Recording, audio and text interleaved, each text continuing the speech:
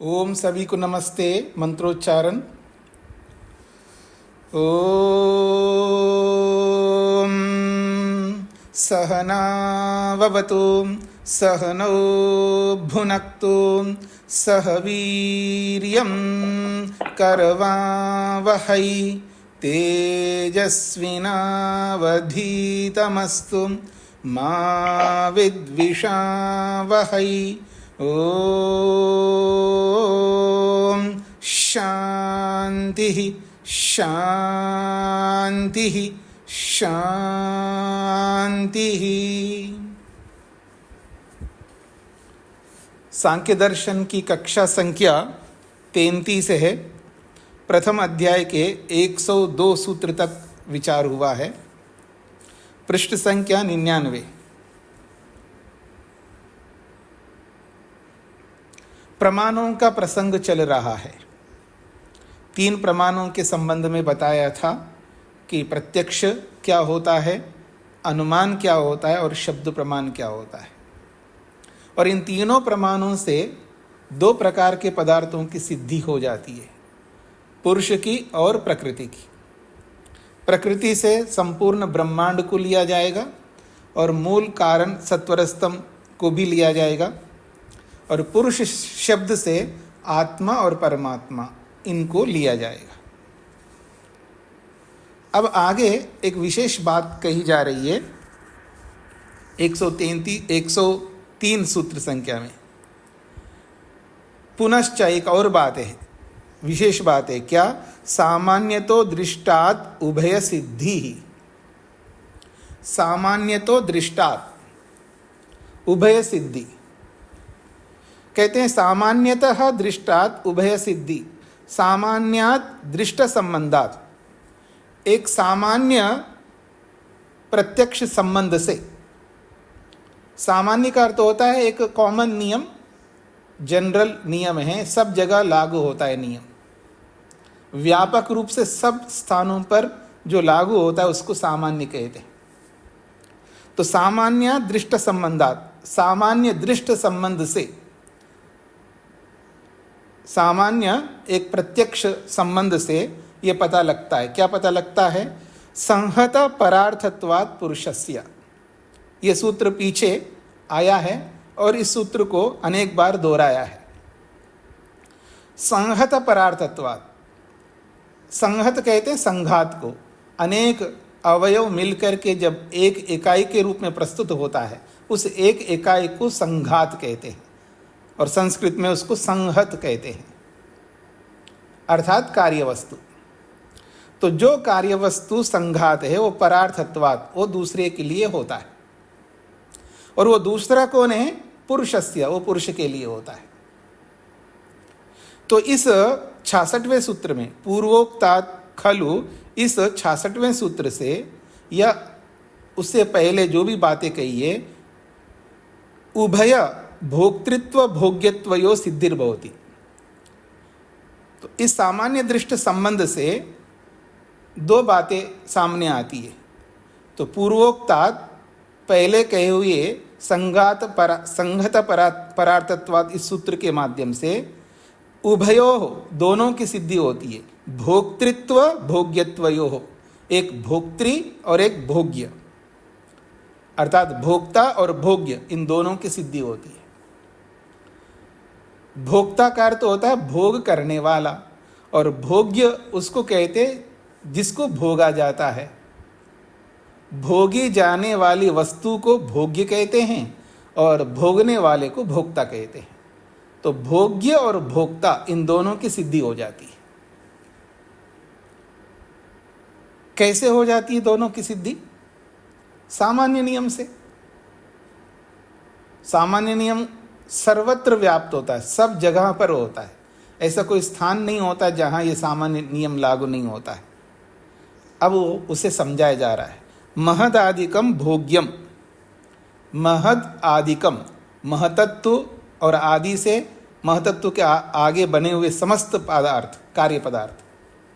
महद आदिकम, महतत्व आदि से लेकर के जो भी वस्तु दिखाई दे रही है उस वस्तु तक, ये सब क्या है? भोग्यम, भोग्य है, भोगने योग्य है। क्यों भोग्य है? संहत परार्थत्वात्, क्योंकि जो भी संघात होता है, जो भी कार्य वस्तु होती है, वो दूसरे के लिए होती है, इसलिए वो भोग्य है।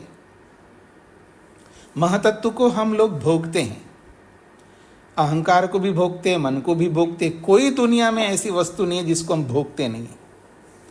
एक इसके साथ दूसरी बात भी मैं कहना चाहूँगा, आप में से कौन ऐसे बीच बीच में करते रहते हैं, अपने माइक बंद कर लिया करे ना, जैसे जुड़ते हैं तुरंत माइक बंद कर लेना चाहिए आपको, और जब आवाज़ आ रही है उससे भी पता लगना चाहिए आपको माइक बंद करना चाहिए। व्यवधान उत्पन्न मत करिएगा। तो ये जो कहा जा रहा है, संसार में कोई ऐसी वस्तु नहीं है जो भोग्य नहीं हो। ये अलग बात है, कोई वस्तु किसी के लिए भोग्य होती है और कोई वस्तु किसी के लिए भोग्य होती है, लेकिन समस्त कार्य वस्तु, कार्य पदार्थ भोग्य ही है। ये आप सबको समझना है। और इसके साथ एक बात मैं भी कहना चाहूँगा, सिद्धांत ये कहता है दुनिया की कोई ऐसी वस्तु नहीं है जो आत्मा के लिए, आत्मा के सुख के लिए नहीं बनाए हो। कोई वस्तु परमात्मा ने व्यर्थ नहीं बनाई। प्रत्येक वस्तु, यह अलग बात है जिसको हम जानते हैं या नहीं जानते हैं, जिसे हम अनुपयोगी मानते हैं क्योंकि जानकारी का अभाव है। दुनिया की कोई भी वस्तु अनुपयोगी नहीं होती है, क्योंकि परमात्मा सर्वज्ञ है। सर्वज्ञ परमात्मा किसी भी वस्तु को बनाता है तो उपयोग करने के लिए ही बनाता है। अनुपयोगी कोई वस्तु नहीं है, और प्रत्येक वस्तु आत्मा के सुख के लिए बनी हुई है। और मैं और इसका विस्तार करूं, कुत्ता, गधा, घोड़ा, सुअर, ये सब हमारे सुख के लिए हैं। मच्छर, मक्खी, सब कुछ हमारे सुख के लिए है। कोई ऐसा प्राणी नहीं है, कोई ऐसी जड़ वस्तु नहीं है जो हमें सुख पहुंचाते नहीं। ये अलग बात है, हमारी जानकारी कम होने के कारण से हम समझ नहीं पाते। तो जैसी जैसी जानकारी बढ़ती जाएगी, सर्वांगीण दृष्टिकोण से जानकारी को बढ़ा दो तो आपको एहसास हो जाएगा कोई ऐसी वस्तु है ही नहीं है जो मेरे लिए सुखकारी ना हो। प्रत्यक्ष अप्रत्यक्ष सब पदार्थ विशेषकर मनुष्यों के सुख के लिए बनाए गए।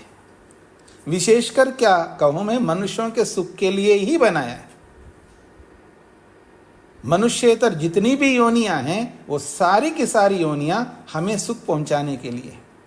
इसका यह अर्थ नहीं कि उनको काट करके खा लो, ये इसका अभिप्राय नहीं है। इसका यह अभिप्राय है कि प्राणी विज्ञान को पढ़ो और समझो कि कौन सा प्राणी किस रूप में हमें सुखकारी बनता है। कोई ऐसी जड़ वस्तु नहीं है जो हमारे सुख के लिए नहीं बनाया हो। कोई एक वस्तु नहीं बता सकते आप कि देखो जी ये बहुत हानिकारक है हमारे लिए। अगर आप कहेंगे तो मैं यही कहूंगा कि अभी जानकारी कम है, और जानकारी बढ़ा तो आपको पता लग जाएगा। तो संघात दूसरे के लिए होता है, और जो संघात है वो भोग्य है, और उसको भोगने वाला भोक्ता जीवात्मा ही है, और कोई नहीं है। परमात्मा को भोग की आवश्यकता नहीं है। क्यों भला उसको क्यों आवश्यकता नहीं है? उसको पहले से वो आनंदित है, आनंद से तृप्त है। रसेन तृप्ता न कुतश्च नूना, वेद कहता है। वो आनंद से तृप्त है, उसके पास कोई कमी नहीं है। जिसके पास कमी होती है वो प्राप्त करता है और उसको भोगता है। हमारे पास बहुत कमी है, इसलिए हम प्राप्त करते रहते हैं और भोगते रहते हैं। किसको नहीं भोगते? सबको भोगते हम।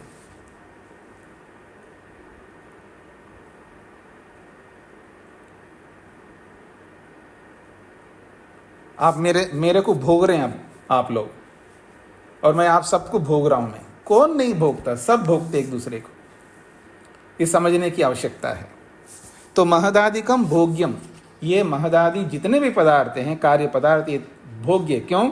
संहत परार्थत्वात्, जो संघात होता है वो दूसरे के लिए होता है। तच्च संहतम शय्यादिवत, और वो जो संघात है वो उदाहरण दिया, शैया आदिवत, बिस्तर आदि जो भी पदार्थ हैं वो सब संघात हैं और वो सब परार्थम दूसरे के लिए हैं और वो सब भोग्यम भोग्य हैं। और वो पर कौन है? परश्च पुरुषः, और वो पर जो है वो पुरुष है। यदर्थम तत्संगतम भोग्यम, और जिस पुरुष के लिए, यदर्थम जिस पुरुष के लिए, तत्संगतम वो जो संगात है वो भोग्यम भोग्य के रूप में बना हुआ है। तस्मात् इसलिए हम कहना चाहते हैं महदादिकम भोग्यम पुरुषो भोक्ता, महतत्वादि समस्त कार्य पदार्थ भोग्य हैं और पुरुष जीवात्मा भोक्ता है। अन्ये भाष्यकारा इमं सूत्रम प्रकृति पुरुषयो सिद्धौ अनुमान प्रमाणस्य एकांश मुखेन व्याचक्षते तन्न युक्तम। भाष्यकार कह रहे हैं सूत्र का अभिप्राय पूरा कर दिया है, अब अन्य भाष्यकारों ने इस सूत्र का क्या अर्थ किया है उसको प्रस्तुत कर रहे हैं। कहते हैं अन्य भाष्यकारा, दूसरे जो भाष्यकार हैं, इमं सूत्रम इस 103 सूत्र को प्रकृति पुरुषयो सिद्धो, प्रकृति और पुरुष के सिद्धि के विषय में अनुमान प्रमाणस्य एकांश मुखेन व्याचक्षते, अनुमान प्रमाण का एक अंश के रूप में, अनुमान प्रमाण के एक विभाग के रूप में इस सूत्र को व्याचक्षते व्याख्या करके बताया। तन्न युक्तम, ये उचित नहीं है, ये अनुमान प्रमाण का एक अंश नहीं है, अनुमान प्रमाण का एक भाग नहीं है, ये भाष्यकार कहना चाहते हैं। क्यों नहीं है? यदि स्याद एवं तर्री, यदि मान के चलते हैं उन भाष्यकारों के अनुसार ये अनुमान प्रमाण का एक भाग है, ऐसा मान करके चलते हैं, तर्री तो अनुमान प्रमाण लक्षण अनंतरमेव शब्द प्रमाण लक्षणात् पूर्वम अस्य सूत्रस्य रचनया भाव्यम। यदि ये प्रमाण अनुमान प्रमाण का विभाग है तो जो अनुमान प्रमाण को बताया पीछे, अनुमान प्रमाण की परिभाषा की है, उस सूत्र के बाद इस सूत्र को रखना चाहिए था, क्योंकि अनुमान प्रमाण का एक भाग है, और शब्द प्रमाण से पहले रखना चाहिए था। आप लोगों को स्पष्ट हो रहा है जी? यदि ये सूत्र अनुमान प्रमाण का एक भाग है तो जब एक भाग है तो अनुमान प्रमाण का जो प्रसंग चलाया है उसी में रखते इस सूत्र को, और शब्द प्रमाण को बताने से पहले इसको रखते। शब्द प्रमाण से पहले और अनुमान प्रमाण के प्रसंग में इस सूत्र को रखना चाहिए। न तो अनुमान प्रमाण के प्रसंग में रखा है, उसके बाद शब्द प्रमाण भी आ गया, वो भी पूरा हो गया, यहां रखा जा रहा है। ऐसा क्यों? इसलिए उन्होंने गलत व्याख्या की, ये कहना चाह रहे हैं। तथाचा एक और बात है, चिदवसानो भोगा, ये अगला सूत्र आ रहा है, बहुत महत्वपूर्ण सूत्र है। चिदवसानो भोगा 104, चिदवसानो भोगा इति एतेन अग्रिम अनंतर सूत्रेण भोग विषयकेन सह अस्य संगतिरपि खलु अस्मद् अर्थविधाने भवति। वो कहते हैं जो अगला 104 सूत्र संख्या है, चिदवसानो भोगः इति एतेन, इस अग्रिम अनंतर सूत्रेण आगे आने वाले बिल्कुल निकट सूत्र के द्वारा भोग विषय के न सह, भोग विषय को लेकर के उस सूत्र में बताया गया है, और उस भोग विषय 104 सूत्र के साथ इस 103 सूत्र का संगतिरपि, संगति भी बैठती है। कब? अस्मद् अर्थविधाने, हमारे अर्थ के अनुसार तो संगति बैठती है अगले सूत्र के साथ। सा अपि किला अस्मद् अर्थ पोषिका अस्ति, और ये 104 सूत्र है, ये भी मेरे द्वारा किए गए अर्थ को पुष्ट कर रहा है। इसलिए यहाँ भोग और भोग्य को लेकर के ही ये सूत्र प्रस्तुत हो रहा है, न कि अनुमान प्रमाण का एक भाग के रूप में, ऐसा भाष्यकार ने कहा। सभी को स्पष्ट हो गए जी? जिनको समझ में ना आए तो प्रश्न कर सकते हैं। आगे बढ़ता हूं मैं।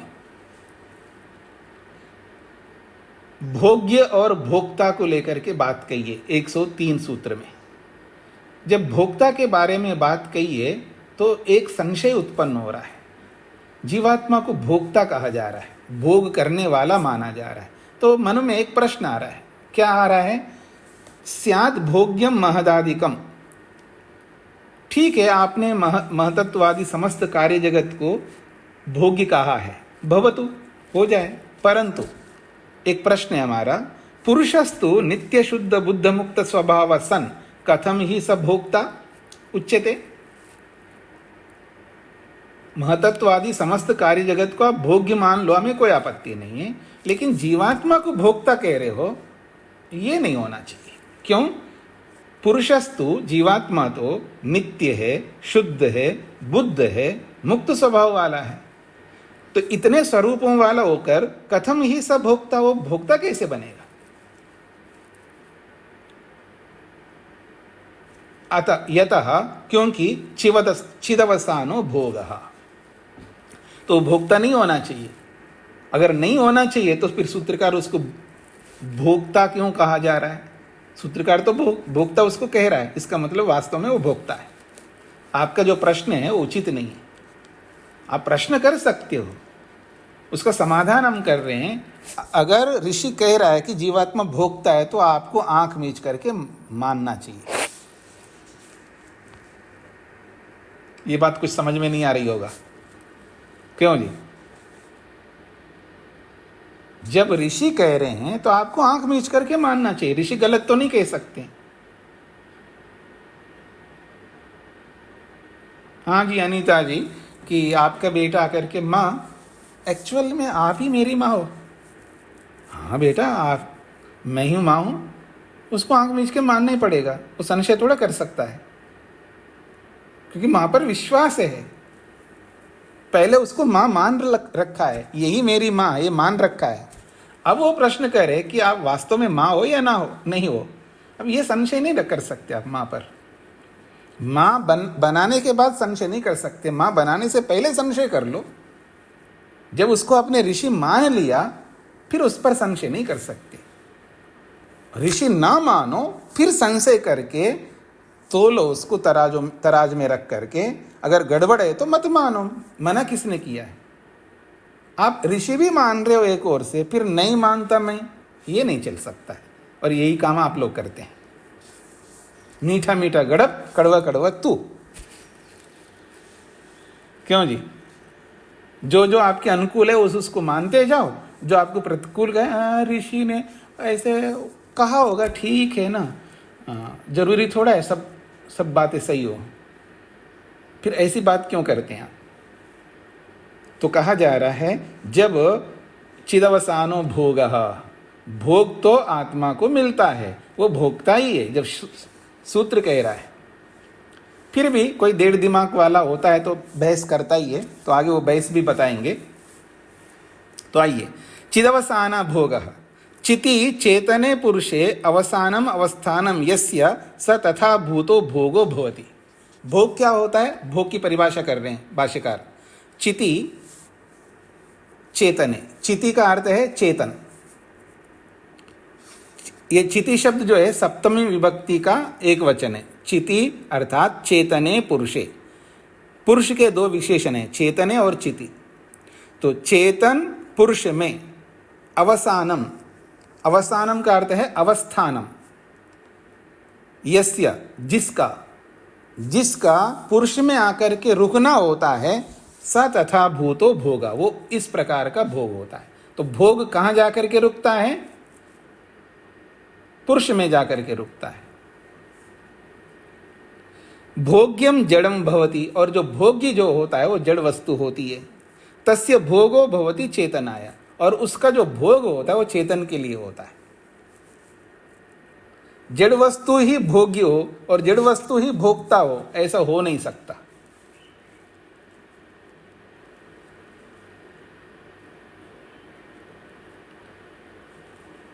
क्यों नहीं हो सकता? आप में से कोई बता सकते हैं?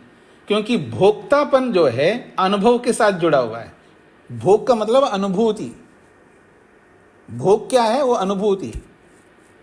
वो अनुभूति केवल चेतन ही कर सकता है। तो कह रहे हैं भोग्यम जड़म भवति, भोग्य तो जड़ वस्तु होती है, तस्य भोगो भवति चेतना है, और उस जड़ वस्तु भोग्य का जो भोग है वो चेतन के लिए होता है। चेतने ही भोगो अवतिष्ठते, क्योंकि चेतन में ही भोग ठहरता है। चेतनश्च पुरुष, और वो चेतन कौन है? वो पुरुष है। तस्मात् पुरुषो भोक्ता, इसलिए पुरुष ही भोक्ता है।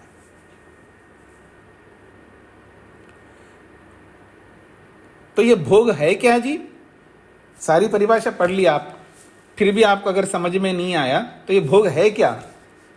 अनुभूति, अनुभव, एहसास, प्रतीति, ये सब भोग है। ये अलग बात है, वो प्रतीति अच्छी है तो उसको सुख कह देंगे, आप सुख की अनुभूति कहेंगे। अगर वो प्रतीति आपको अनुकूल नहीं लग रही है तो उसको दुख की प्रतीति कहेंगे, दुख की अनुभूति कहेंगे। तो भोग दो प्रकार से प्राप्त होता है, सुख के रूप में और दुख के रूप में।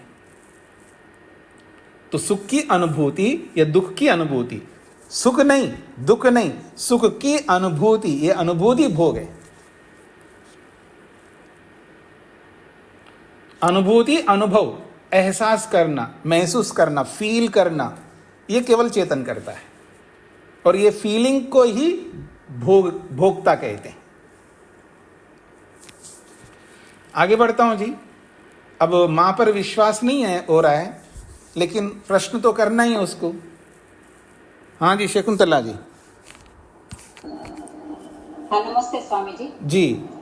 जैसे जड़ वस्तु भोग्य होती है, वैसे चेतन वस्तु चेतन को भी भोग सकता है। वैसे मोटे तौर पर बोला जाता है, जैसे पत्नी पति को भोग रही है तो चेतन को भोग रही है, ऐसा मोटे तौर पर बोला जाता है।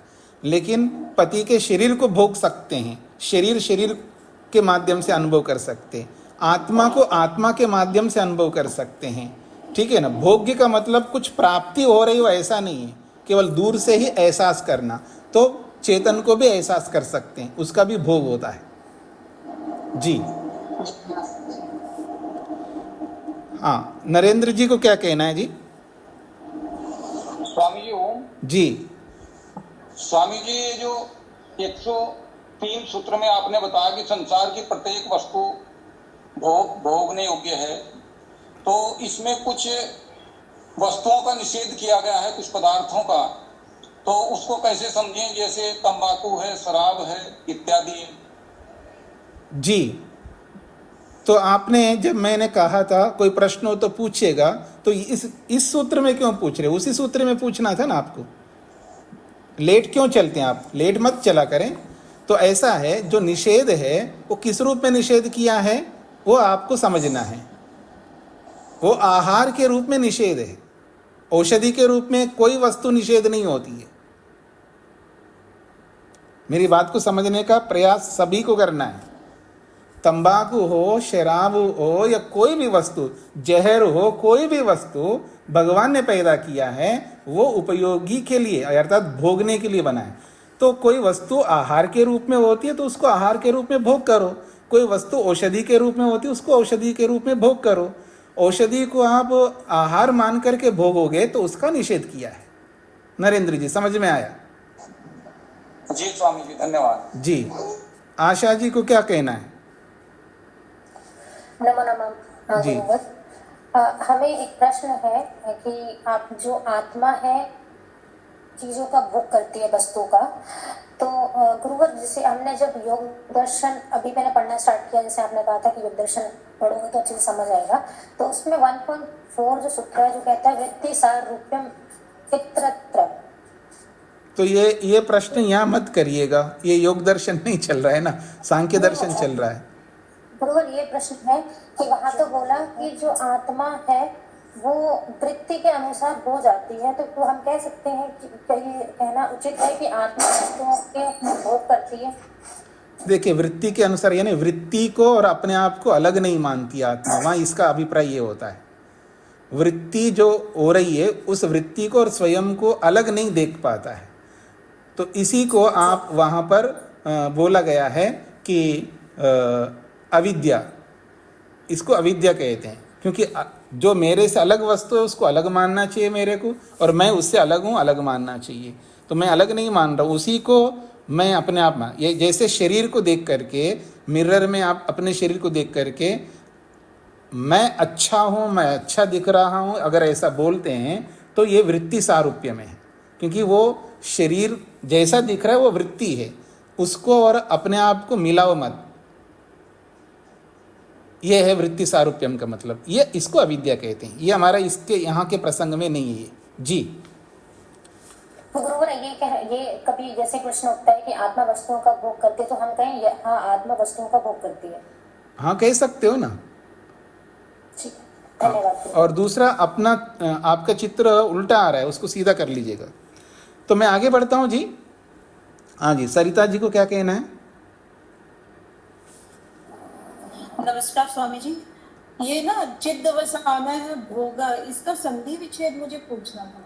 एक है चित और अवसाना, दूसरा है चित अवसाना चिद अवसाना। वो संधियों के कारण से ता को दा हो जाता है जी।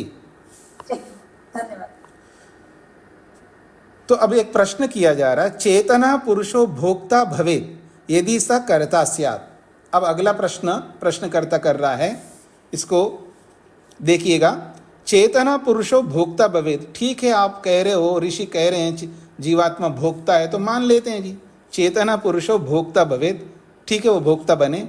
यदि स कर्ता स्यात्, शर्त ये रखिए यदि वो कर्ता होता, कर्म करता है, कर्म करने वाला ही तो कर्ता होता है। यदि वो करता है तो भोक्ता भी बन जाएगा। यह कर्ता स भोक्ता इति प्रसिद्ध है। प्रसिद्धि ये है, नियम क्या है कि जो करता है वही भोक्ता होता है, करने वाला ही भोक्ता है, यह प्रसिद्धि है। परंतु पुरुष तो आत्मा तो नित्य है, शुद्ध है, बुद्ध है, मुक्त स्वभाव है। कथम नाम तस्य कर्तृत्वम, उसको कर्ता कैसे कहा जा रहा? वो तो कर्ता है ही नहीं है। आगे भी बताया जाएगा, जीवात्मा वास्तव में कर्ता नहीं है। अहंकार कर्ता ना पुरुषा, एक सूत्र आएगा आगे। अंतकरण ही करता है, पुरुष नहीं है। तो जब आत्मा करता ही नहीं है तो वो भोक्ता कैसे बनेगा? ये प्रश्नकर्ता का प्रश्न है। कथम ही कर्तृत्वम अंतरेण तस्य भोगापत्ति इति अत्र उच्यते सूत्रद्वयेन। कहते हैं कथम, कैसे आप उस आत्मा को, पुरुष को, कर्तृत्वम अंतरेण, बिना कर्ता के, तस्य, उस आत्मा को, भोगापत्ति, भोग की प्राप्ति करा रहे हो, इति अत्र उच्यते। इस बात को लेकर के दो सूत्रों के माध्यम से बताया जा रहा है। प्रश्न स्पष्ट हो गया जी सभी को? जो करता है वही भोक्ता होता है, और करता है ही नहीं जीवात्मा, फिर उसको भोक्ता कैसे कह रहे हैं आप?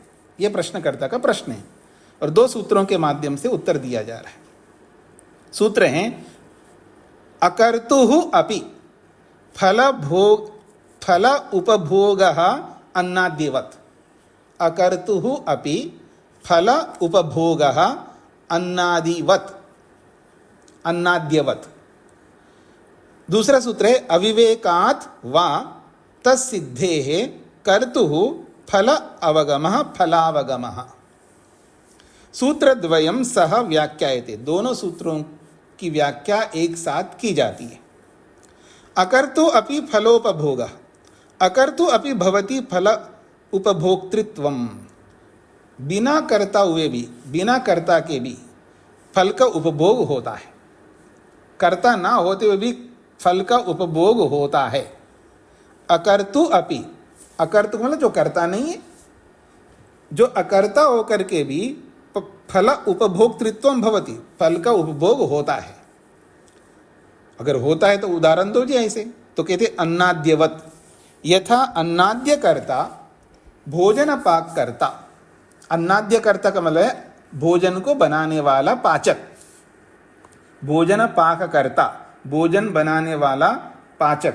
अन्नाद्यम पक्वम कृतम भोजनम, अन्नाद्यम पक्वम कृतम, अलग अलग अन्न पकाता है वो। भोजनम उपभोगः, और वो भोजन कैसा है? उपभोग होता है, भोग्य होता है। और अकर्तुः, और वो स्वयं भोगता नहीं उसका, स्वामिनो भवति, और वो सारा का सारा भोजन किसके लिए होता है? अपने मालिक के लिए होता है, स्वामी के लिए होता है। तद्वत्, जैसे भोजन बनाने वाला उसका भोक्ता नहीं होता है, वो दूसरे के लिए भोजन बना रहा है, तो जैसे वो है तद्वत्, उसी के समान।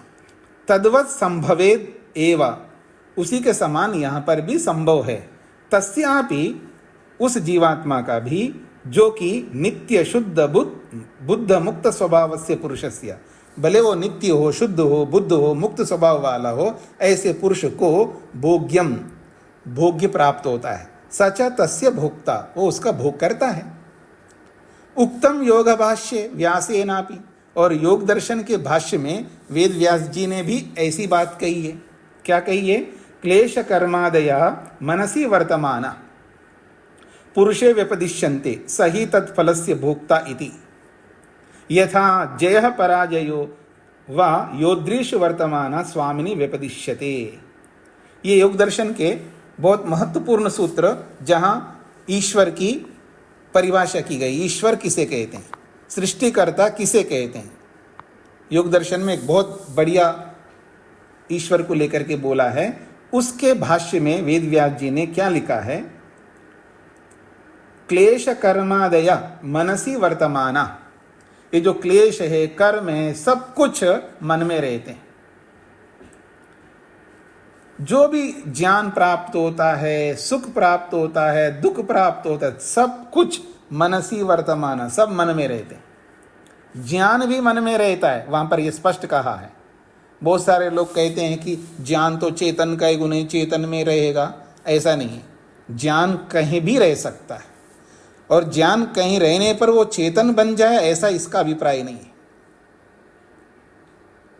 ज्ञान एक गुण है, वो गुण कहीं भी रह सकता है, पर उस गुण का अनुभव चेतन करता है। तो कहते हैं कर्मा क्लेश कर्मादय, क्लेश कर्म आदि बहुत सारी बातें वहां पर गिनाई हैं। वो सारी बातें जो भी गिनाए वहां पर, उसमें ज्ञान भी है, भोग भी है, सब कुछ मनसी वर्तमान में, सब मन में रहते हैं। मन में रहते हुए भी पुरुषे व्यपदिश्यन्ते, पुरुष को कहे जाते हैं। रहते तो मन में, लेकिन पुरुष को कहे जाते हैं का मतलब है उनको प्राप्त पुरुष कर रहा है, ऐसा कहा जाता है। मतलब ज्ञान मन में रहा तो ये कहा जाता जीवात्मा ने बहुत ज्ञान प्राप्त किया। प्राप्त ज्ञान को प्राप्त कौन किया है? जीवात्मा ने। प्राप्त कुछ नहीं किया। प्राप्त करने का मतलब वो ज्ञान आत्मा में चला गया, तब तो उसने प्राप्त किया, ऐसा नहीं होता है। सुख सुख सुख बहुत सुखी हूं मैं सुख प्राप्त किया, तब होगा सुख मेरे अंदर प्रवेश करे आत्मा में, तब उसने सुख को प्राप्त किया। सुख आत्मा में प्रवेश नहीं होता, मन में रहता है।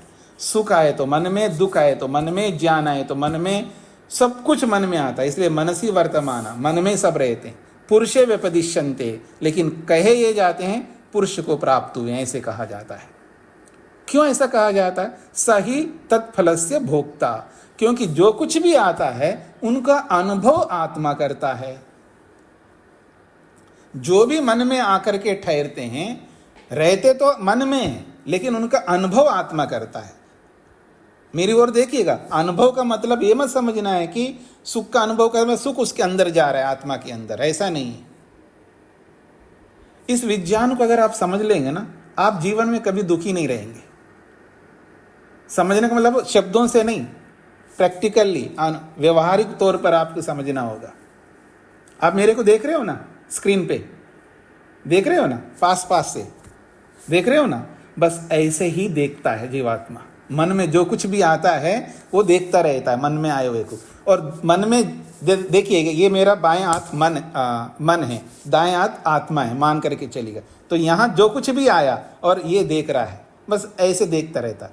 इस देखने को ही भोगना है और कुछ नहीं। अनुकूल आता है तो अनुकूलता से देख रहा होता है, प्रतिकूल आता है हटाओ हटाओ कहता रहता है। उसको अनुकूल अच्छा नहीं लग रहा है, इसको नहीं चाहिए मेरे को, मतलब मैं देखना नहीं चाहता, इसका ही अभिप्राय है। वही दुख है, और अनुकूल है वही सुख है। इसलिए महर्षि मनु महाराज ने एक बहुत अच्छी परिभाषा की है सुख और दुख की। अनुकूल वेदनीयम सुखम, प्रतिकूल वेदनीयम दुखम।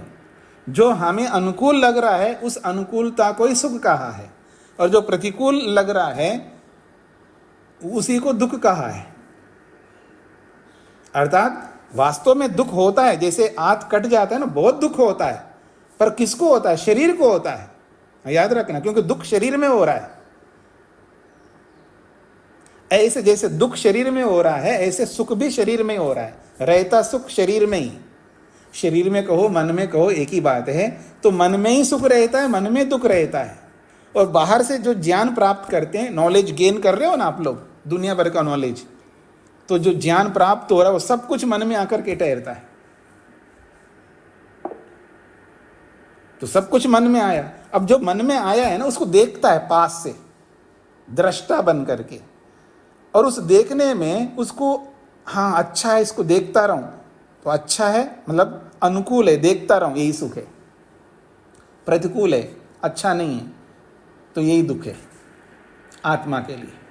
क्योंकि उसका जो अनुभव है ना, महसूस, फील, ये फीलिंग जो है चेतन का गुण है। जो आया हुआ है जैसा आया वैसा फील कर रहा है, ये जो फीलिंग जो है वही भोग है। चाहे वो दुख के रूप में फील कर रहा है, वो यानी सुख है तो वो सुख के रूप में, यानी सुख को सुख के रूप में देख करके फील कर रहा है, ये सुख की अनुभूति है। और दुख को दुख के रूप में अनुभव कर रहा है, वो दुख की अनुभूति है।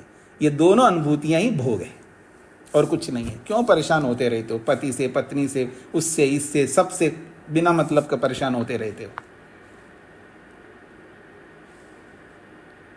उसको मिल गया, ज्यादा मिल गए कोई बात नहीं, आपको कम मिल गए कोई बात नहीं, क्यों परेशान होते? ना उस आत्मा को मिलना, ना आप आत्मा को मिलना है, सब बाहर ही रह जाएगा।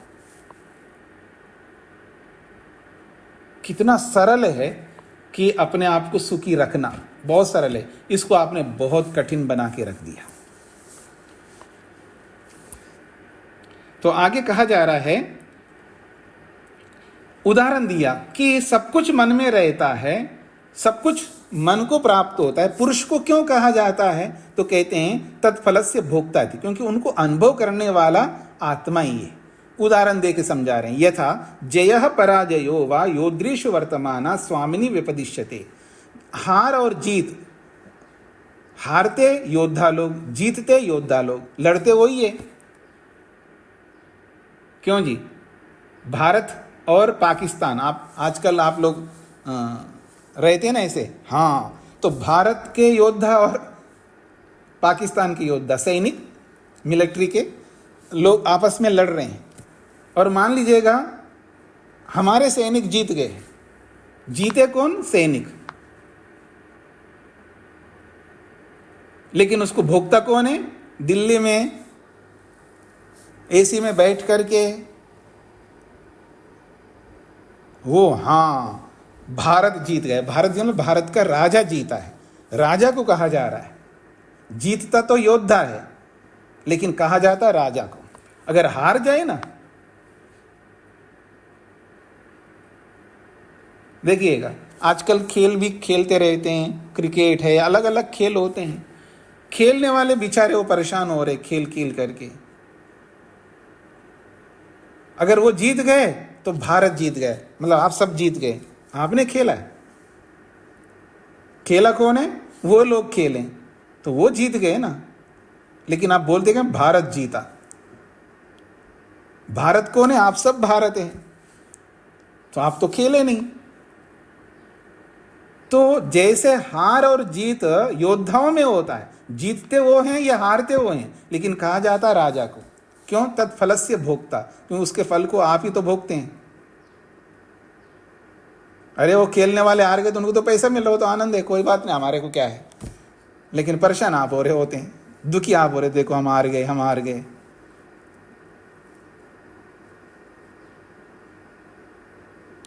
स्पष्ट हो रहा है ना आप लोगों को? तो यही कहना चाह रहे हैं, जैसे हार जीत योद्धाओं में होती है, लेकिन स्वामी को, राजा को बोला जाता है।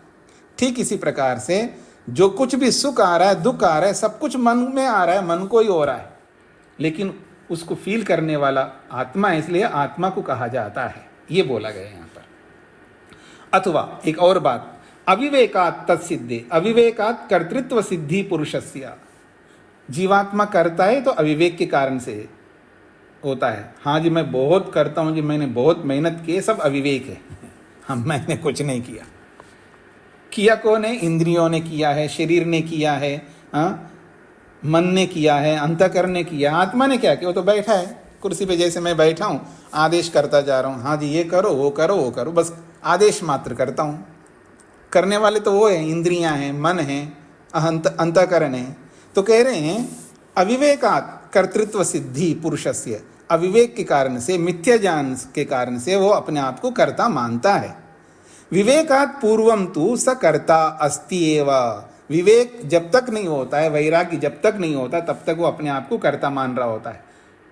हाँ, मैंने अपने खून पसीना एक करके ये मकान बना, मैंने बनाया।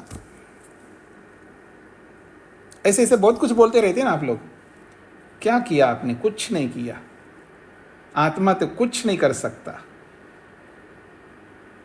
तो कह रहे हैं ये सब अविवेक के कारण से। जब तक वैराग्य नहीं होता, उससे पहले पहले कर्ता अस्ति है, उससे पहले वो कर्ता होता है। कर्तु फलावगम, कर्तु पुरुषस्य फल प्राप्तिर भोग प्राप्तिर भवति, क्योंकि उसका भोग, उसका जो फल है, उसका जो एहसास है, वो आत्मा को होता है, इसलिए उसको कहा जाता है। और जब वैराग्य हो जाता है ना, वो मानता ही नहीं मैं करता हूँ, उसको सब स्पष्ट हो जाता है। करने वाले ये है, सुख मिला है तो इन्हीं को मिला, दुख मिला है तो इन्हीं को मिला, मैं क्यों परेशान हो रहा हूँ।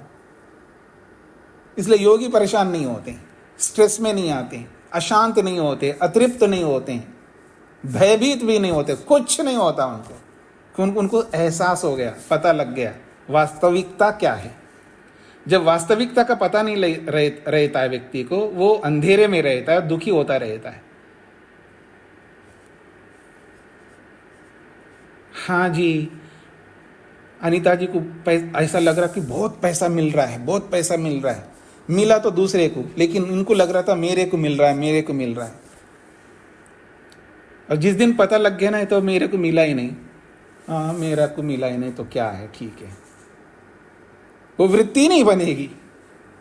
लेकिन जब तक वो एहसास नहीं होता है, तब तक वो क्या समझता है व्यक्ति, मेरे को मिल रहा है, मेरे को मिल रहा है।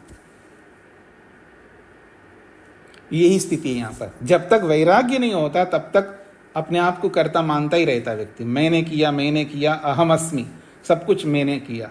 लेकिन जब वैराग्य हो जाता है, उसको पता लगता है मैंने कुछ नहीं किया। ये वास्तविकता है। शकुंतला माता जी को क्या कहना है?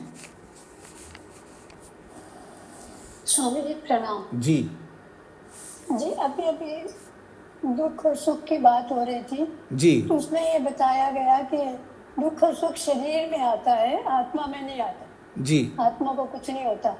स्वामी जी, अगर आत्मा ना हो तो दुख और सुख शरीर को होता ही नहीं है।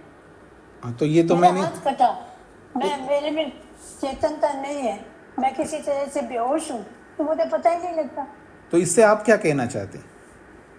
मैं जानना चाह रही हूँ जी। वो तो आपको कई बार बता चुका हूँ योग दर्शन में। जानना चाह रही हूँ कि वो शरीर में रहता है तो दुख तो आत्मा को होता है, चेतन है। शरीर को तो दुख चेतनता के कारण हो रहा है। अब इधर उधर आप भागना नहीं, पटरी पर रहना। मैंने अनेक बार आपको बता दिया है, फिर वापस आपने ये प्रश्न किया है। मेरा ये कथन ही नहीं है ना, ऋषि का ये कथन है कि अगर शरीर में आत्मा ना हो तो उसको दुख नहीं होगा, सुख नहीं होगा। ये थोड़ा कहना चाह रहे, वो शरीर में रहने पर ही ये सब अनुभूतियां होती है। प्रश्न ये नहीं कि वो शरीर में ना रहने पर भी होता है। प्रश्न ये है कि जो सुख मिला है, दुख मिला है, वो रहता कहाँ है? शरीर में रहता, मन में रहता है, आत्मा के अंदर प्रवेश नहीं करता है। ये कहा जा रहा है। सुन लीजिए, पूरा सुन लीजिएगा, शांति रखिए, सुन लीजिएगा। जो कुछ भी आया मन में रहता, शरीर में रहता, इंद्रियों में रहता, सब कुछ जड़ पदार्थों में ही, जड़ पदार्थ जो भी आते हैं जड़ पदार्थ में रहते हैं, ठीक है ना? या जो भी गुण आता है, अब सुन लीजिए, बीच में मत बोलिएगा, आपको ही समझा रहा हूं मैं, बीच में नहीं बोलना। तो जो भी आया वो मन के अंदर आ गया, शरीर के अंदर आ गया, आया मन के अंदर, और आत्मा पास में रह करके देख रहा है, देख करके हाँ ये सुख है, ऐसा फील कर रहा है। फील करना, फीलिंग करना, इसी को अनुभूति कहते। अनुभूति जो है, ये जो क्वालिटी है आत्मा की है। अनुभूति, अनुभव करना अलग चीज है, सुखी आत्मा में आना अलग चीज है। वो बाहर रहते हुए भी अनुभव कर सकते हैं,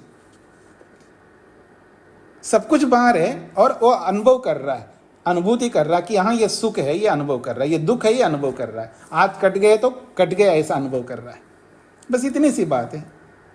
उस अनुभूति को सुख नहीं समझना, अनुभूति को दुख नहीं समझना। अनुभूति एक तो जीवात्मा का, चेतन का एक स्वरूप है, क्योंकि अनुभव आत्मा ही करता है, जैसे परमात्मा अनुभव करता है। फील करता है कि आप देखो ये गलत कर रहे हो या सही कर रहे हो, इसने इतने कर्म किया, उसने इतने कर्म किए, इसको ये फल किए, सारा अनुभव करता है परमात्मा। क्योंकि अनुभव करना चेतन का स्वरूप है, पर वो अनुभव सुख नहीं है, वो अनुभव दुख नहीं है। दुख और सुख सब बाहर ही रहते हैं, ये आप सबको समझना है। और यहाँ ये प्रसंग लाना नहीं दी, अगर शरीर में आत्मा ना हो तो उसको सुख होता ही नहीं है, ये प्रश्न ही नहीं है ना, ये प्रस्तुत किया जा रहा है। जो प्रस्तुत नहीं किया जा रहा है, जो प्रश्न है, उसको नहीं रखना चाहिए। जी, अब माता जी समझ में आ गया आपको? ठीक है। हाँ जी, अनीता जी को क्या कहना है? नमस्ते स्वामी जी। जी, सभी जगह स्वामी जी पढ़ लिया, इसको अन्यथा नले समझ आता है, लेकिन एक यही प्रश्न उठता है कि सब कुछ करता तो चेतन ही है ना, इच्छा तो चेतन ने ही की, भोग्य भी वही है। इससे अन्यथा ये सीधा है कि इस समय जो चल रहा है अनुभव का चल रहा है, लेकिन इच्छा तो जीवात्मा ही करता है ना। देखिए, इच्छा करने, कुछ भी नहीं जा रहा। इच्छा करने में, प्रेरणा करने में कोई समस्या नहीं है। इच्छा करना, प्रेरणा करना अलग चीज है। कर्म, क्रिया कौन कर रहा है? कर्म कौन कर रहा है? इंद्रियां कर रही हैं, आत्मा नहीं कर रहा है। और इंद्रियों के द्वारा कर्म होने के बाद में उस कर्म का जो फल आया है, वो फल भी उन्हीं के अंदर आ रहा है। ठीक है ना? मन ने कर्म किया, इंद्रिय ने कर्म किया, क्योंकि जो भी आता है, रूप आता है या रूप का सुख आता है, वो इंद्रिय में आता है। उसने देखा तो उसके नेत्रेंद्रिय में रूप आया है, या उसका सुख आया, जो भी आया है उसी इंद्रिय में आया। फिर उस इंद्रिय ने मन को दे दिया, क्योंकि मन ने भी कर्म किया है। बस वहीं तक हो गया। आत्मा ने कर्म नहीं किया, आत्मा ने कोई क्रिया नहीं की है। बस वो आया तो उसको देख करके अनुकूल है तो अच्छा मान रहा है, बस इतनी सी बात है। दृष्टा भाव ही है, सिर्फ और कुछ भी नहीं। यही तो बताया था योग दर्शन में। नहीं, ये है, बिल्कुल यही योग दर्शन में बताया था। और जो भी आप इसको कह रहे हैं कि जो अहंकार करता ना पूछा, ये आपने स्मृति में भी पढ़ाया था, ये वाला जब हमने योग दर्शन पढ़ा था तो स्मृति के समय में पढ़ा था। तो सब कुछ अगर वही कर रहा है तो ये जो अनुभूतियां जाती हैं स्टोर होकर और जो संस्कारों में परिवर्तित होती है, तो साथ जाती है सूक्ष्म मन के साथ। इसको मत लाइए, इस विषय को, कौन किसके साथ जाता है। प्रश्न केवल कर्म कौन करते हैं? इंद्रियां करते हैं, मन करता है, जो भी है। आत्मा तो कोई कर्म नहीं कर सकता। ठीक है? जो कर्म कर रहे हैं फल भी उनको मिल रहा है, बात समाप्त। जो करता है उसी को फल मिल रहा है, लेकिन उसका अनुभव, एहसास, फीलिंग आत्मा करता है, क्योंकि वो चेतन है। बस इतनी सी बात है। ठीक है जी, प्रहलाद जी को क्या कहना? नमस्ते गुरु जी। जी, आपने एक बहुत बात अच्छी की है, तो मैं उसको दोहराना चाहता हूँ कि सुखी होना तो बहुत आसान है, उसको क्यों ज्यादा मिला, मुझे क्यों कम मिला, लेकिन ये क्या पॉसिबल है समझना? अच्छा, जो पॉसिबल नहीं होता तो उसको क्यों कहा जाता है कि ऐसा अनुभव करो, ऐसा करना चाहिए? बिल्कुल पॉसिबल है। मैं तो डिटेल में दोबारा समझाइए। अब दोबारा नहीं समझा सकता, जब ऐसा दोबारा प्रसंग आएगा तभी समझाऊंगा। जी जी, योग दर्शन में बहुत समझाया आपने, सुना बहुत है योग दर्शन में। अब यहाँ जब भी प्रसंग आएगा तो तब बताऊंगा। समझना आप लोगों का है, प्रैक्टिस करना आप लोगों का है। मैंने तो बहुत समझाया है आपको, उसको बार बार समझना है, बार बार आवृत्ति करना है, एहसास करना है, उसको उसी रूप में जैसा बताया वैसे समझने का प्रयत्न करना है, तो आपको धीरे धीरे समझ में आ जाएगा। पर केवल शब्दों से समझ करके इतिश्री नहीं करना, उसको शब्दों से समझ करके प्रैक्टिकली आप फील करो, प्रैक्टिकली वैसा ही देखो, तो आपको धीरे धीरे समझ में आएगा। धन्यवाद गुरु जी। आगे बढ़, अच्छा आगे क्या बढ़ूं, समय समाप्त हो रहा है। अब किसी को पूछना हो तो पूछिए। विशाल जी को क्या कहना है? नमस्ते स्वामी जी। स्वामी जी, अभी आपने कहा कि कर्मों का जो फल है वो भी, जब कर्म मन से हो रहा है तो जो कर्मों का फल होगा वो भी मन को मिलेगा और फिर आत्मा उसको भोगेगा। हाँ जी, जिसको भी मिल रहा है, भोगने का काम तो आत्मा ही करता है। जी, लेकिन जब कर्म मन ने किया तो फिर उसका फल मन को ही मिलेगा पहले, इस प्रकार से समझे? हाँ जी, जिसने कर्म किया उसको मिल रहा है, पर उसको मिलने के बाद भी उसको एहसास नहीं कर सकते ना, इसलिए तो आत्मा एहसास कर रहा है, इसलिए आत्मा को भोक्ता कहा जा रहा है। जी स्वामी, धन्यवाद। जी, हाँ जी, ऋचा जी को क्या कहना है? जी स्वामी जी नमस्ते। जी स्वामी जी मुझे ये पूछना था कि जैसा आपने बताया ना कि हम मतलब अंदर से जो है आत्मा केवल सुख सुख अनुभूति कर सकती है और दुख को बाहर निकाल सकती है, तो इसी तरह सारी अविद्या ज्ञान जो भी कुछ है, दुख द्वेष सारी बुराइयां जो है वो अस्मिता, वे सारे जो अविद्या के कारण हैं वो सब दूर हो सकते हैं ना स्वामी जी? हाँ जी, बिल्कुल हो सकते हैं जी। दूर करने पर दूर हो जाएंगे और अच्छे अंदर रह जाएगा। जो हम रखना चाहेंगे वो रहेंगे, जो हटाना चाहेंगे वो हटाएंगे। हमें जिनका सुख की अनुभूति होती है, जो अच्छी चीजें वो हम अपने पास ही ध्यान पूर्वक रख सकते हैं। जी स्वामी जी धन्यवाद। हाँ जी, आर्या जी को क्या कहना है? नमस्ते स्वामी जी। जी जी यहाँ पर विकल्प वृत्ति का प्रयोग किया गया है ना? जी। तो स्वामी जी क्या ऋषि विकल्प वृत्ति का प्रयोग करके समझाते हैं?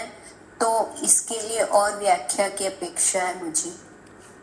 देखिए वो तो योग दर्शन में की है, मैंने योग दर्शन में, वहाँ समझ लीजिएगा। विकल्प वृत्ति की बहुत व्याख्या की है योग दर्शन में। उन एपिसोडों को आप YouTube से निकालिएगा, उनको बार बार सुनिएगा तो आपको क्लियरली समझ में आ जाएगा। जी जी धन्यवाद। और किसी का कोई प्रश्न है?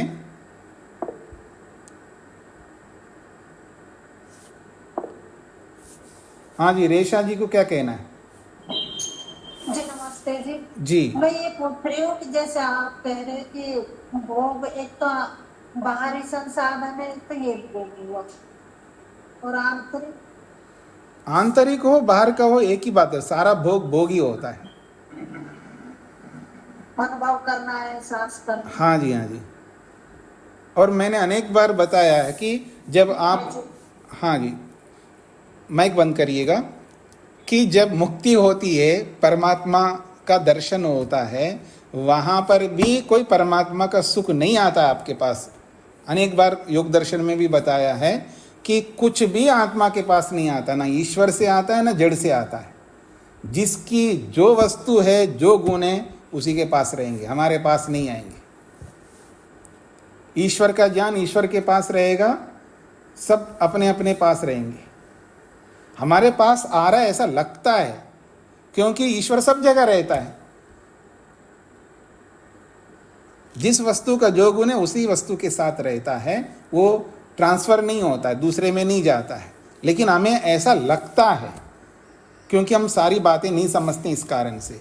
तो ईश्वर का भी आनंद जो बोला जाता है, ईश्वर का आनंद भोगना चाहिए, ईश्वर के आनंद को पाना चाहिए, ये सब विकल्प वृत्तियां हैं।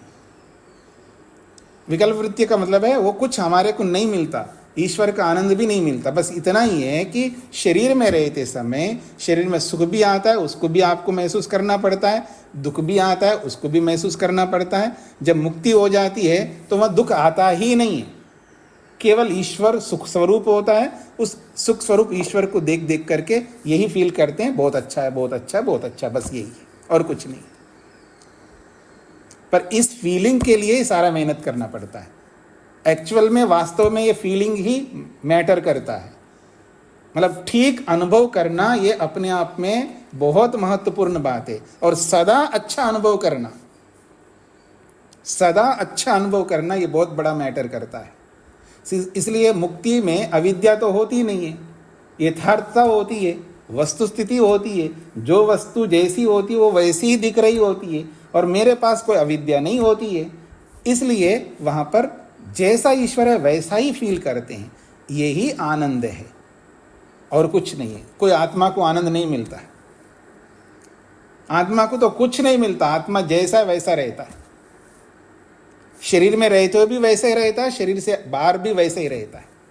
लेकिन इस अविद्या के कारण से ये सारी परेशानियां हैं। तो इस अविद्या को हटा दें तो सारी परेशानियां समाप्त हो जाएंगी।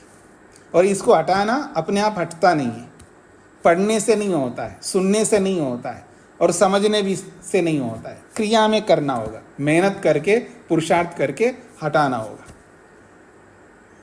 हाँ जी, पुष्पलता जी। जी धन्यवाद जी। स्वामी जी नमस्ते जी। ये जो अनुकूल और प्रतिकूल है, इसका निर्णय तो बुद्धि करती है। यूं कहिएगा, बुद्धि के माध्यम से जीवात्मा करता है। जी। वो उस निर्णय को जो भी अनुकूलता है प्रतिकूलता सिर्फ अनुभव करता है आत्मा। हाँ जी, अगर वो प्रतिकूलता का अगर प्रतिकूल है इसलिए अनुभव करता है, यदि अविद्या है तो अनुकूल को भी प्रतिकूल अनुभव कर सकता है और अनुकूल को भी प्रतिकूल अनुभव कर सकता है, जो कि हम सब लोग करते हैं। आज हम सर्वाधिक प्रतिकूल को अनुकूल अनुभव करते हैं और अनुकूल को प्रतिकूल अनुभव करते हैं। ये आपको जब मैं खोल करके बताऊंगा तभी आपको समझ में आएगा, और जिनको पहले से पता लग रहा होगा, योग दर्शन पढ़े हुए, उनको तो समझ में आ रहा होगा, और समझ करके भी अनजान रहे तो एक अलग बात है जी। हाँ जी, क्योंकि मनुष्य आज प्रतिकूल को ही अनुकूल मान रहा है और अनुकूल को प्रतिकूल मान रहा है। ये तभी स्पष्ट हो जाएगा आपको जब आपके सामने उस विषय का ज्ञान होगा। अगर उस विषय का ज्ञान नहीं है तो फिर हम कुछ भी समझ सकते हैं। जैसा कि सुख को हम दुख समझ रहे होते हैं और दुख को सुख समझ रहे होते हैं। ईश्वर सुखदाई है, उसको दुखदाई समझते हैं, इसलिए ईश्वर के पास जाना चाहते नहीं हैं, और संसार दुखदाई है, उसको सुखदाई मान करके उसके पीछे दौड़ते रहते हैं। सबसे बड़ा उदाहरण है ये। अमित जी। जी महाराज जी नमस्ते जी। मनन करने का कार्य मन का है जी, और निश्चय करने का कार्य बुद्धि का है जी, जैसा हमें बताया गया है जी। तो मन और बुद्धि एक ही है, अलग अलग है? नहीं, एक भी होता है और अलग अलग भी होता है। जब मन को बुद्धि शब्द से कहेंगे तो उसको बुद्धि शब्द से भी कहते हैं और मन शब्द से भी कहते हैं। जिन्होंने योग दर्शन पढ़ा है वहाँ पर विस्तार से बताया। और यहाँ महतत्व को बुद्धि कहा जा रहा है तो ये बुद्धि अलग है। महतत्व को एक नाम दिया है इस सांख्य दर्शनकार ने भी, महतत्व भी एक नाम दिया और बुद्धि भी एक नाम दिया उसी महतत्व को। तो यहाँ बुद्धि का मतलब है निर्णय करने वाला, ये अलग है, और मन अलग है। और कहीं मन को बुद्धि भी इसलिए कहा जाता है, वो दूसरे अर्थ में कहा जाता है। जी। सांख्यकार की दृष्टि में मन और बुद्धि अलग अलग है? इधर उधर मत जाइएगा। मन को बुद्धि भी कहते हैं, वो सांख्य दर्शनकार भी मन को बुद्धि कहेंगे उस अर्थ में, उसमें कोई समस्या नहीं है। समस्या ये कि किस अर्थ को लेकर के उसको बुद्धि कहा जा रहा है वो समझ में आना चाहिए हमको। किस बात को लेकर के उसको मन कहा जा रहा है ये समझ में आना चाहिए। किस बात को लेकर के उसको दूसरा नाम दिया गया वो समझ में आना चाहिए। अमित जी किसी के लिए पिता है तो किस कारण से उनको पिता कहा जा रहा है ये समझ में आना चाहिए। वो भाई उनको कहा जा रहा है, अमित जी को ये भाई है, तो भ्राता शब्द किस कारण से उनको भ्राता शब्द दिया है ये आपको समझना चाहिए। किस कारण से आपको जीजा शब्द दिया है वो आपको समझना चाहिए। ये ना समझ करके हम लोग परेशान होते रहते। वो प्रकरण के कारण से स्वामी जी। हाँ जी, प्रकरण के कारण से। हाँ तो प्रकरण है ना, प्रकरण के अनुसार अर्थ बदल जाता है। वस्तु एक ही होती है तो उसको अनेक नाम दिए जाते हैं। जी हाँ जी, चंद्र जी क्या कहना है?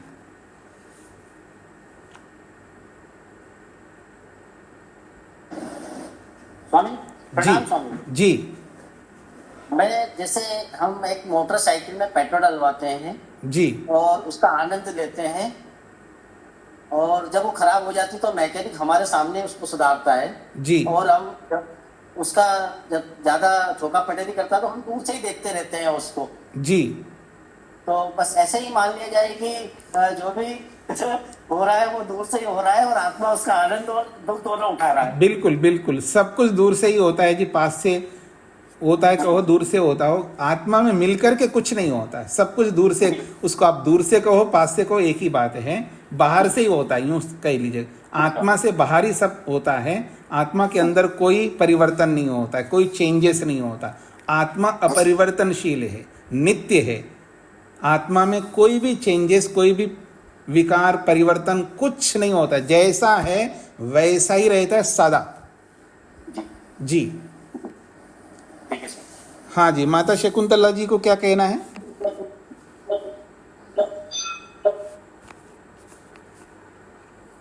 माइक खोलिएगा। अब दूसरे लोग प्रश्न मत करिए, समय पूरा हो गया। स्वामी जी प्रणाम। जी मैं 61वें सूत्र से कुछ प्रश्न पूछ सकती हूँ संबंधित? हाँ, कल पूछिएगा, जब समय दिया जाएगा ना प्रश्न उत्तर का, तब पूछिएगा। तो इसको मैं यहीं पर विराम देता हूँ। ओम शांति शांति शांति।